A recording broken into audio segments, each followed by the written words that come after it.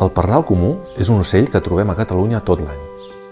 El mascle té la nuca de color castany, porta un pitet negre a la gorja i té el ventre i les galtes blanques. En canvi, la femella és tota ella de color més terrós. És un ocell molt lligat a l'home. Viu en ciutats, parcs, jardins o conreus.